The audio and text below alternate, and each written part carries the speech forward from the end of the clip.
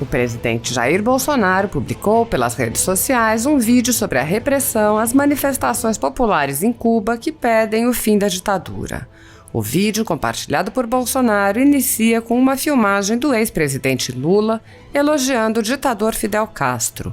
Lula diz: "O Fidel é o único mito vivo na história da humanidade e eu acho que ele construiu isso às custas de muita competência, muito caráter." O vídeo mostra cenas da repressão aos manifestantes e o atual ditador Dias-Canel convocando todos os revolucionários a enfrentarem os cidadãos que se manifestam.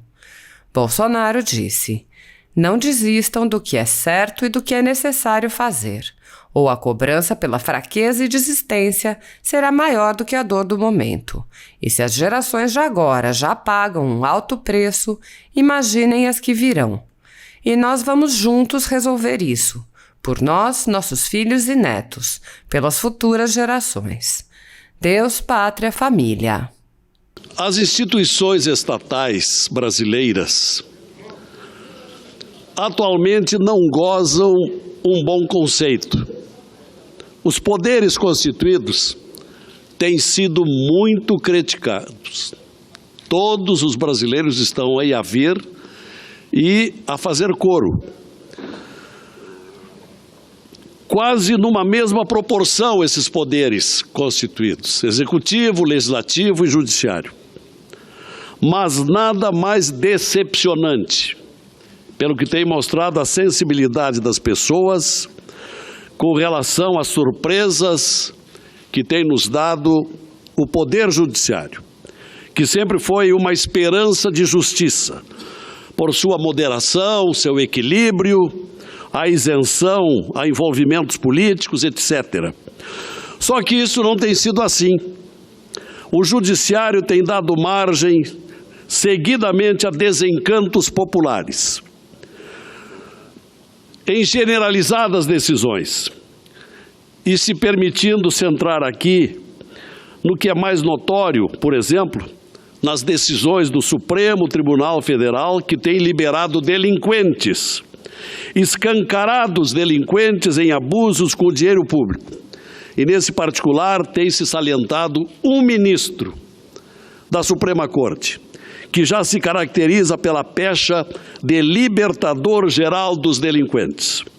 Um julgador que tem se mostrado avesso, por exemplo, à Operação Lava Jato, que tem mostrado verdadeira compulsão para soltar envolvidos, seja também nos escândalos administrativos do Estado do Rio de Janeiro, como no caso do chamado Barão dos Ônibus, de grande repercussão à época, seja na coleção de solturas de presos doleiros, como ainda aconteceu ontem, integrantes desses doleiros que foram do governo Sérgio Cabral, decisão que inclusive despertou a desconformidade do juiz federal Marcelo Bretas, que remeteu uma carta ao ministro afirmando que corrupção não pode ser vista como crime menor. Advertência que, no entanto, não foi ouvida. Um outro libertado tinha sido flagrado por fraude ao sistema penitenciário. São muitos os casos de decisões monocráticas, entre elas o caso do notório acusado Paulo Preto, que foi preso, poucos dias depois solto pelo mesmo ministro de quem falo, o acusado preso de novo por ordem do juiz Bretas, do Rio de Janeiro, mas solto de novo pelo mesmo ministro libertador de delinquentes. Todos já perceberam que falo do ministro Gilmar Mendes, que até permite um cálculo, qual seja, em 20 dias, Sua Excelência soltou 19 presos, até a semana passada. Pois esse mesmo ministro, que foi presidente por 2 anos do Superior Tribunal Eleitoral até o ano passado, quando o Congresso Nacional aprovou uma lei pela realização do voto impresso no pleito de outubro próximo. Senador Mazier. Senador Brasil, eu quero primeiro cumprimentá-lo pelo pronunciamento, especialmente por essa parte que Vossa Excelência está entrando a respeito do voto impresso. Quero lembrar também que os peritos federais estão aliados nessa causa, porque para eles a prova material da segurança de um voto e da lisura de um pleito está exatamente na impressão do voto. Então, temos um grande aliado nessa causa que a sociedade toda quer, que é a impressão do voto. Lamento que a Procuradoria-Geral da República não entenda que isso seja uma quebra de sigilo do voto. Não é nada disso, é apenas a confirmação e ficará dentro de uma impressora guardada para uma eventualidade de ter a prova material se houver uma fraude numa eleição, o que já aconteceu em nosso país. Então, parabéns a Vossa Excelência e aproveito, pedindo desculpas a esta parte breve, para anunciar aqui a presença e a visita, que vem conhecer o plenário, de representantes da indústria gráfica do nosso estado e do país. Aqui estão Luiz Carlos Pinheiro, Roque Nochan, Maria Ângela Damoner, Josair Santos Bastos, Bruna Rabelo, Diana Neri, Anderson Nunes, Sérgio Leima e também o Pedro Kleckner fazendo essa visita aqui. Então, muito obrigado ao senhor e dizer que esse setor de gráfico tem muito a ver com a nossa profissão. Como jornalistas que fomos, era tudo que fazíamos, era escrever e a impressão daqueles nossos textos. E temos gaúchos aí presentes também. Muito obrigada pela gentileza. Cumprimentos a todos e particularmente aos gaúchos, nossos conterrâneos, e muito obrigado pelo seu aditamento ao meu pronunciamento, que vem em boa hora e reforça. São muitas as entidades e instituições que descreem na lisura das eleições sem o voto impresso. Eu peço ao eminente presidente dos trabalhos que adicione o meu tempo ocupado pela senadora. Como um bom democrata que é, sei que vai fazer isso. Obrigado. Pois Gilmar Mendes, senhores senadores, desde o início da sua gestão no TSE, adotou um posicionamento contra aquela lei, a Lei 13.165 de 2015, uma lei, portanto, que já tem 3 anos, e não adotou providência concreta para instalar o processo preparatório para o voto impresso nas próximas eleições. Nesse meio tempo, fazendo um pouquinho de história, a senhora Procuradora-Geral da República ingressou em juízo, arguindo uma ação direta de inconstitucionalidade da lei do voto impresso, que obriga 100% das impressoras nas 600 mil urnas do Brasil.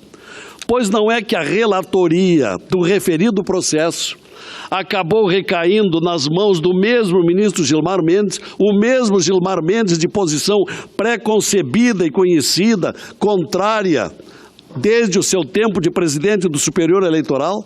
E nesta condição e encargo, o ministro até agora, ao menos, não se declarou impedido, conforme rege a boa ética do judiciário.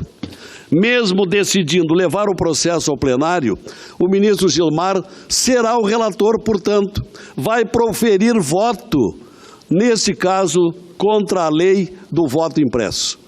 Ora, tal comportamento importa num assinte à boa prática do judiciário, particularmente a função jurisdicional do julgador.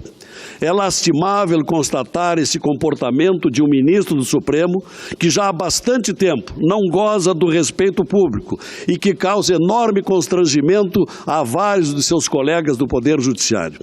Gilmar Mendes vai julgar esse processo, também em causa própria, porque se houve omissão lá atrás, na época do eleitoral, se houve a hipótese viável da prevaricação, o envolvido era o próprio relator de agora, do projeto do voto impresso. Isto é muito estranho, para dizer pouco. Tem sido por essa diversificada situação conspiratória a credibilidade do Supremo, senhor presidente, que uma série de pedidos de impeachment ocupam a gaveta da direção do Senado Federal. Inclusive, entre os pedidos, são 9 pedidos, há um do renomado jurista Modesto Carvalhosa, justamente motivado pela presença do ministro na relatoria desta ação do voto impresso, um julgamento que será em causa própria. Por esta razão, senhor presidente, eu quero aqui fazer um apelo ao senhor presidente do Senado Federal, o senador Eunício Oliveira, no sentido de trazer para o plenário ao menos um dos 9 pedidos de impeachment reunidos em seu gabinete para que o plenário do Senado possa também discutir a matéria democraticamente.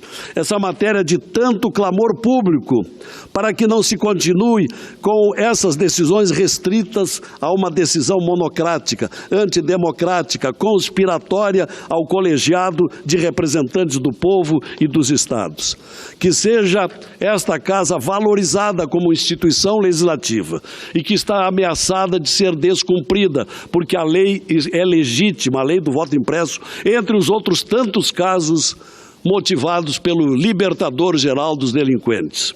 Certamente a atitude do presidente do Senado será saudada pela população brasileira, independentemente da votação que venha a alcançar aqui no plenário. O parlamento precisa ser mais ouvido em causas que invistam na transparência legislativa, nas deliberações contra as mazelas que hoje aturdem gravemente a política e os políticos. É um apelo que certamente encontra eco na maioria dos brasileiros. É um apelo que fica aqui, senhor presidente. Muito obrigado.